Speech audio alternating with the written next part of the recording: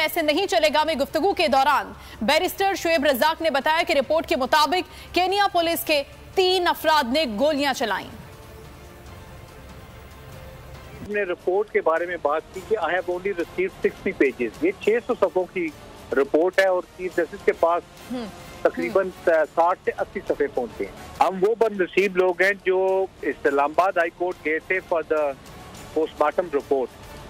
Postmortem हुआ 26 अक्टूबर को और पोस्टमार्टम रिपोर्ट हमें जो ऑथेंटिक पोस्टमार्टम रिपोर्ट थी वो 11 नवंबर को हमें मिल रही।